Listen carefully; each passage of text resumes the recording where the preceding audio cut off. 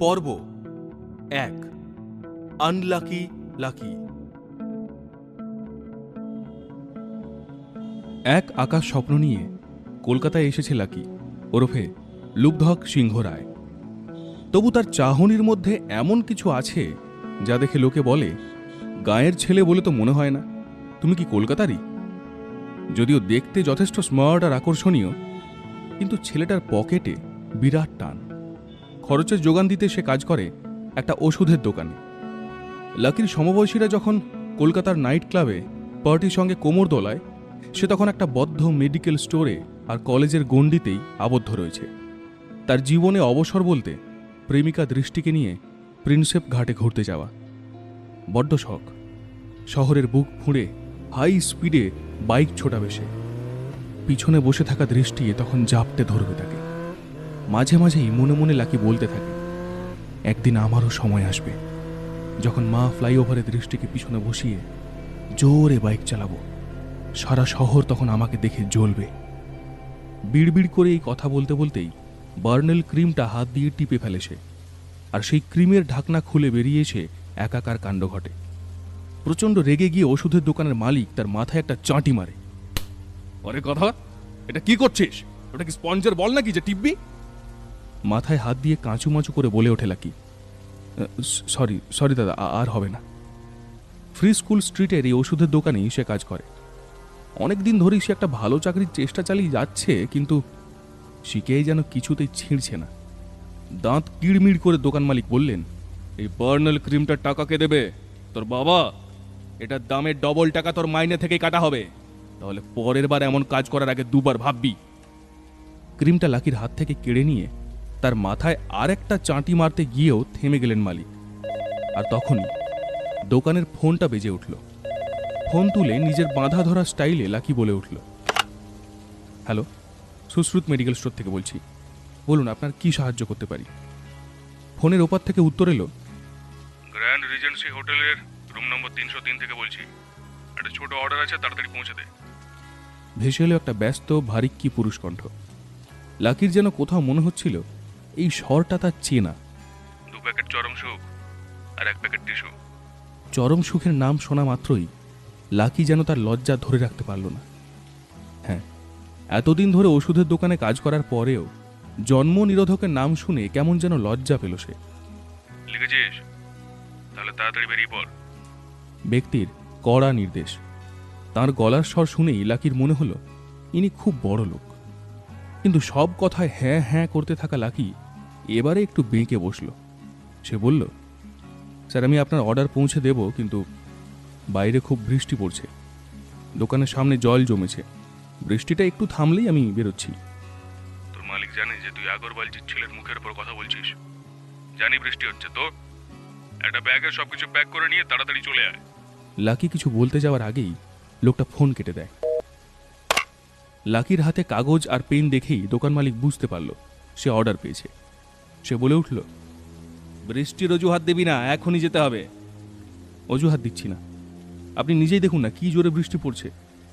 এই অবস্থায় আগরওয়ালজির ছেলে আমাকে কি করে তাড়াতাড়ি জিনিস পৌঁছে দিতে বলছে? আমি সাইকেলটা নিয়ে যাবই বা কি করে? দোকান মালিক প্রায় চিৎকার করে বলে ওঠেন, কি বললি? আগরওয়ালজির ছেলে? আমার দোকানটা কি বন্ধ করে দিবি নাকি তুই? তুই এখনই আমার মোটর সাইকেলটা নে আর জিনিসটা দিয়ে আয়। এই বলে দোকান মালিক লাকির দিকে বাইকের চাবিটা ছুঁড়ে দিলেন। এতদিন পর বাইক চালাতে পারবে এই ভেবে লাকির এত ভালো লাগলো, কিন্তু বৃষ্টিতে যদি বাইক মাঝপথে খারাপ হয়ে যায় তাহলেও তো জুটবে বকুনি। এতদিন ধরে কাজ করেও সে একটা বাইক কিনতে পারেনি। মাইনে এতটাই কম যে ঘর ভাড়া, ইলেকট্রিক বিল, দুবেলা খাবার খরচ আর দৃষ্টিকে নিয়ে ঘুরতে যাওয়ার খরচার যোগান দিতেই সব শেষ হয়ে যায়। তবে বাইক স্টার্ট দিলেই তার দৃষ্টির কথা মনে পড়ে। লাকি, 2 মাসের মধ্যে বাইক না কিনলে আমি কিন্তু ব্রেকআপ করে দেব। যখনই দৃষ্টির মুখ থেকে এই কথা শুনে মুচকি হাসে লাকি। আসলে দৃষ্টিরও লাকিকে জড়িয়ে ধরে বাইকে ঘোরার খুব শখ। আর লাকির এই ছন্ন ছাড়া জীবনে দৃষ্টি ছাড়া আর কেউই ছিল না। সে খুব ভালো করেই জানত যে দৃষ্টি তাকে ছেড়ে থাকতে পারবে না, তাই ব্রেকআপের তো প্রশ্নই ওঠে না। শুধু বাইক কেন, দৃষ্টিকে সে প্লেনে করে ঘোরাতে চায়। কিন্তু বাদ সাধ ছিল মাত্র 8,000 টাকার মাস মাইনে। তবে আজ একটা সুবর্ণ সুযোগ আছে। তাড়াতাড়ি ওষুধটা পৌঁছে দিতে পারলেই দৃষ্টিকে মালিকের বাইকে চাপিয়ে ঘুরতে পারবে সে। রাতের বৃষ্টি ভেজা কলকাতা শহরটা দৃষ্টিকে দেখাতে পারবে।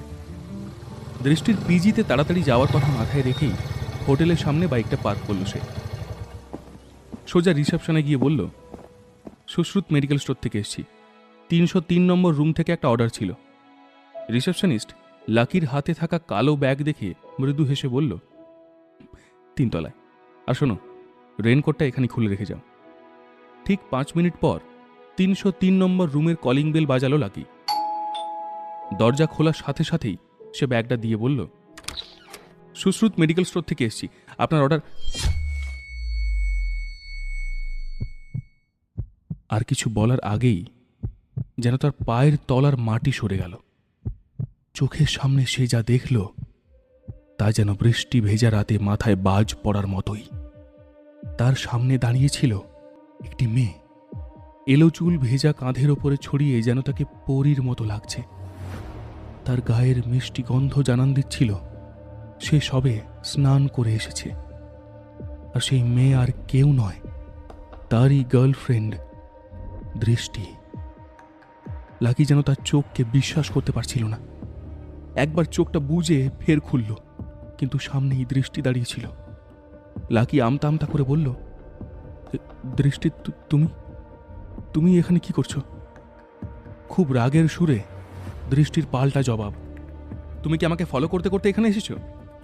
দৃষ্টি ভাবতেও পারেনি যে লাকি আজ এখানে আসবে, তাও আবার জন্ম নিরোধকের ডেলিভারি বয় হিসেবে। সকাল থেকে দৃষ্টি লাকির একটাও মেসেজের রিপ্লাই দেয়নি, ফোনে কথা পর্যন্ত বলেনি। ও মনে মনে ভেবেছিল পরের দিন দেখা করে জানাবে যে শরীর ভালো ছিল না। কি হয়েছে বেবি, কার সঙ্গে কথা বলছো? হঠাৎই পিছন থেকে একটা ছেলে এসে দৃষ্টির গা স্পর্শ করে তার পাশে দাঁড়ায়। লাকি তাকে দেখা মাত্রই চিনতে পেরেছিল। গর্জন করে লাকি বলে উঠল, রাহুল, তোর সাহস কি করে হয় আমার দৃষ্টিকে স্পর্শ করার? ওর প্রচন্ড ইচ্ছে করছে রাহুলের দাঁতগুলো ঘুষি মেরে ফেলে দিতে। না না, দাঁত নয়, তার থেকে অন্ধ করে দিক রাহুলকে। লাকির দৃষ্টির দিকে যেন আর চোখ তুলে তাকাতে না পারে। এই রাহুলই সেই আগরওয়ালজির সুপুত্র। লাকি, দৃষ্টি এবং রাহুল তিনজনেই এক কলেজে পড়াশোনা করে, যার মালিক রাহুলের বাবা মিস্টার পবন আগরওয়াল। দৃষ্টি আবার রাহুলের বাবার অন্য একটি কোম্পানিতে পার্ট টাইম কাজও করে। বহুদিন ধরেই দৃষ্টির পিছনে পড়েছিল রাহুল। লাকি দৃষ্টিকে বারবার সতর্ক করেছিল রাহুলের থেকে দূরে থাকতে, কিন্তু তার জবাব ছিল সে আর রাহুল স্রেফ বন্ধু, ভালো বন্ধু। বন্ধুত্ব যে এমন জায়গায় পৌঁছে যাবে তা স্বপ্নেও কল্পনা করতে পারেনি লাকি।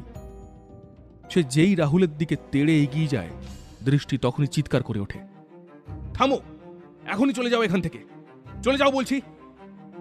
দৃষ্টির মুখ থেকে এই কথা শুনে লাকির নিজের কানকে বিশ্বাস হয় না। তার মনে হচ্ছে এ কোন দৃষ্টিকে দেখছে সে। দৃষ্টির আর লাকির কাছে লুকোনোর মতো বাকি কিছুই ছিল না। অপরাধ বোধ থেকেই সে যতটা পারে দুর্ব্যবহার করতে থাকে। সে লাকিকে বলে খুবই অভদ্রভাবে, লাকি, আমি আজ এই মুহূর্ত থেকে তোমার সঙ্গে ব্রেকআপ করছি। ব্রেকআপ? লাকির সব স্বপ্ন যেন নিমেষে ভেঙে যায়। তার চোখ চিকচিক করে ওঠে জলে। নিজেকেও যেন সে বিশ্বাস করতে পারে না। দৃষ্টির দিকে তাকিয়ে সে বলে ওঠে, দৃষ্টি, আমি তোমার সঙ্গে 1 বছর ধরে আছি। তোমাকে নিয়ে ঘুরবো বলে বাইক কেনার জন্য দিন রাত পরিশ্রম করে যাচ্ছি, তুমি বলছো ব্রেকআপ? বাহ বাহ, খুব ভালো। রাগের মাথায় লাকিকে দৃষ্টি গড় গড় করে বলতে থাকে, আরে ছাড়ো তো তোমার বাইক কেনার গল্প। সামান্য ফুচকা খাওয়ানোর ক্ষমতা নেই, তুমি নাকি আবার বাইক কিনবে। আর বাইক যদি কোনোভাবে কিনেও ফেলো, পেট্রোল ভরার টাকা কে দেবে? আমার বাবা। যত সব নাটক। 8,000 টাকা মাইনে পেয়ে মাস চলে না, সে নাকি আবার বাইক কিনবে। তোমার সাথে যখন কোনো মলে যাই, লোকে তখন হাসে। আমি এমন জীবন বাঁচতে চাই না, তোমার মতো অভাবী জীবন চাই না আমি। আমার অনেক স্বপ্ন আছে, তুমি তো আমাকে ফাঁসিয়েছিলে। থ্যাংক গড যে রাহুল আমাকে সেখান থেকে বের করে নিয়ে এসেছে। রাহুল আমার পাশে দাঁড়িয়েছে, তাই এখন থেকে ওই আমার বয়ফ্রেন্ড। দৃষ্টির পিঠে একটা চুমু খেয়ে জিজ্ঞেস করল রাহুল, আচ্ছা, তাহলে শোনা, তোমার এই মুহূর্তের প্রাক্তন প্রেমিকই কি আমাদের জন্য চরম সুখ নিয়ে এসেছে? How sweet. তারপর লাকির হাত থেকে কালো ব্যাগটা নিয়ে সেখান থেকে চরম সুখের প্যাকেটটা বের করে সেগুলো উপরের দিকে ছড়িয়ে দিল সে। তারপরই দুজনে হাসিতে ফেটে পড়ল।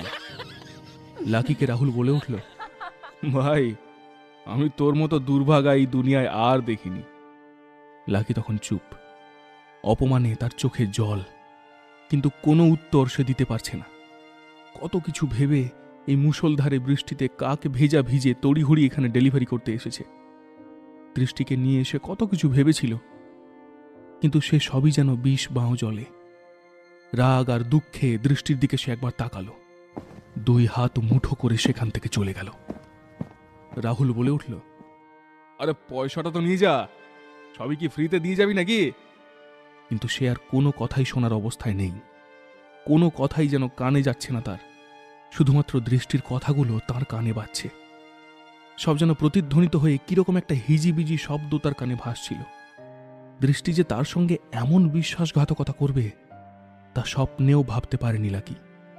যাকে নিয়ে এত স্বপ্ন সে দেখল, এত কিছু করার চেষ্টা করল, প্রতিদানে এই দিন দেখতে হবে তা বিশ্বাস হচ্ছিল না তার। সে এতটাই হতাশ হয়ে পড়েছিল যে অঝরে কাঁদতে শুরু করে দেয়। লিফট ছেড়ে সিঁড়ি দিয়ে নিচে নামে সে। সিঁড়ির ধাপ যত এগোতে থাকে ততই কাঁদতে থাকে লাকি। জীবনে সে প্রথমবার প্রেমে পড়েছিল, কিন্তু টাকার অভাবে যে শুধু প্রেম নয়, পুরো জীবনটাই নষ্ট হয়ে গিয়েছে। বারবার সেই কথাই মনে হচ্ছে তার। হোটেল থেকে বেরিয়ে আসতেই লাকি দেখল বাইরেটা ঘুটঘুটে অন্ধকার। হঠাৎই প্রবলভাবে বিদ্যুৎ চমকে উঠল। তার কিছুক্ষণের মধ্যেই আবারও মুষলধারে বৃষ্টি নামল। তবুও সেই বিদ্যুৎ চমকানি যেন তার জীবনে কোথাও একটা আশার আলো বলে মনে হচ্ছিল। মন তার ভেঙে চুরমার হয়ে গিয়েছে ঠিকই, কিন্তু দৃষ্টির স্বরূপ তো আজ সে দেখতে পেল। যাকে নিয়ে ঘর বাঁধার স্বপ্ন দেখছিল, সে ঘরে এলে যে তা ধ্বংস হয়ে যেত। ভাগ্যিস আগে ভাগেই সেই স্বপ্নের শেষ হল। এটা ভেবে কোথাও যেন লাকি খানিক খুশি হচ্ছিল। এই দুঃখ যে ভবিষ্যতে তাকে সুখ দেবে তা অনুভব করতে পারছিল সে। তবু দুঃখ তো ছিলই। নুন আনতে পান্তা ফোরানোর যে দুঃখ, তার থেকে বেশি আর কী বা হতে পারে?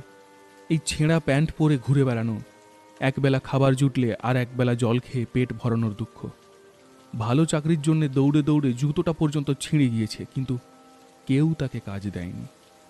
ভাঙা হৃদয়কে সান্ত্বনা দিতে গিয়ে সে ভাবল, দৃষ্টির জন্য তো আর টাকা খরচ করতে হবে না, তাতে তো অবস্থার কিছুটা উন্নতি হবে, কিন্তু তাতে তো আর ধনী হওয়া যায় না। আকাশের দিকে তাকিয়ে সে জোরে চিৎকার করে উঠল, হে ভগবান, এত দুঃখ কেন দিচ্ছ আমাকে? আর কত দুঃখ দেবে? তার আওয়াজ শুনে আশেপাশে দাঁড়িয়ে থাকা মানুষজন একটু থতমত খেয়ে গেল। লাকির চোখের জল যেন বৃষ্টির জলের সঙ্গে মিশে গেল। ঠিক তখনই তার ফোনে টিং করে একটা মেসেজ ঢুকল। মেসেজটা দেখা মাত্রই লাকির কান্না, দুঃখ সব মুহূর্তের মধ্যে উধাও হয়ে গেল। হাসতে হাসতে সে তখন বৃষ্টির মধ্যেই নাচতে শুরু করে দিল। কি এমন হলো তার সঙ্গে? এই কান্না, এই হাসি, দৃষ্টির কোনো মেসেজ? সে কি ক্ষমা চেয়ে লাকির কাছেই ফিরে আসছে? আসলে মেসেজে লেখা ছিল, উত্তরাধিকার সূত্রে সিংহরায় পরিবারের অধিগ্রহণ করা সব জমি ও সম্পত্তির মালিক এখন থেকে লুব্ধক সিংহ রায়। এখন বয়স অনুযায়ী তিনি এই সমস্ত সম্পত্তির মালিক হতে পারবেন। এ আবার কেমন মেসেজ? কে এই লাকি? কি তার আসল পরিচয়? উত্তরাধিকার সূত্রেই বা সে কে? হঠাৎ করেই কি তার জীবনের পাশা উল্টে গেল? ৮,০০০ টাকার মাস মাইনে থেকে হঠাৎই কোটি টাকার মালিক। জানার জন্য শুনতে থাকুন